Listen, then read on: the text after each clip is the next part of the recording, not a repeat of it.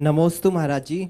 महाराज जी, सुबह आज प्रवचन में आपने कहा था कि हमारे जैन बच्चों को आईएएस आईआरएस जैसे प्रशासनिक सेवाओं में जाने की बहुत ज़रूरत है, और जिसकी रूपरेखा और शुरुआत जयपुर से ही, जिनका ट्रेनिंग यहाँ से स्टार्ट करने का आपका प्लान है। और आपने कहा था कि बहुत सारे मतलब घोड़े और हाथी की फौज तैयार करने से अच्छे कुछ शेर तैयार करने हैं जो हमारे जैन धर्म को बहुत समय तक सुरक्षित रख सकते हैं। तो एक बार इसके ऊपर आपका विचार। नमस्ते। देखिए, मैं सबसे पहली बात कहता हूं कि बिजनेस करना बेस्ट है। बिजनेस की ओर जो जाए वो बेस्ट है, लेकिन बिजनेस के साथ साथ अगर या बिजनेस के अलावा अगर उसका कोई सेवा या जॉब करने का मन है तो उसको प्रशासनिक सेवा में जाना चाहिए। क्योंकि प्रशासनिक सेवा जो होती है वो नौकरी के अलावा एक अपना एक स्वयं का रुतबा भी रहता है, और उससे आप अपने धर्म की, देश की भी रक्षा कर सकते हैं। वो दोनों तरफ जाता है। आप अपने व्यक्तित्व को एक वजन भी दे सकते हैं और सेवा भी कर सकते हैं, देश की भी और राष्ट्र की भी, धर्म की भी। तो मेरा कहना है कि हम जैन हैं, तो जैन होने के नाते, जैन मुनि होने के नाते मैं धर्म का एक गुरु हूँ। तो धर्म गुरु होने के नाते मेरा मन है कि क्यों ना हम अपने धर्म की रक्षा करें। और धर्म की रक्षा कैसे करेंगे?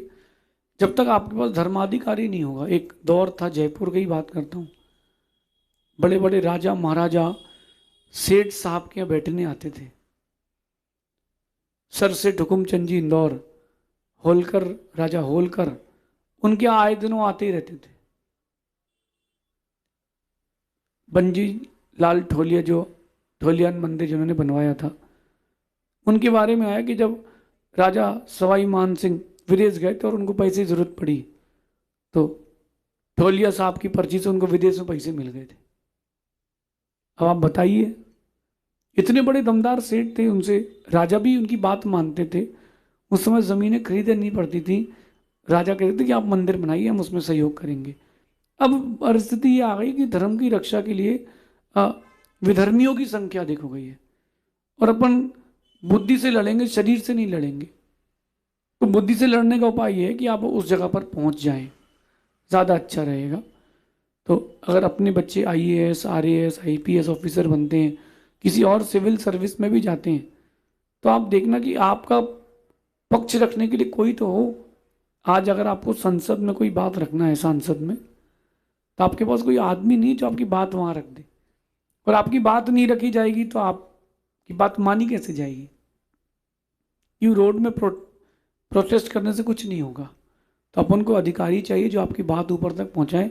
इसलिए बच्चों को आईएएस आईपीएस और जो भी प्रशासनिक डिग्रियां होती है उसमें जाना चाहिए। छोटे प्रशासनिक अधिकारी से बड़े तक अपन को पहुंचना चाहिए।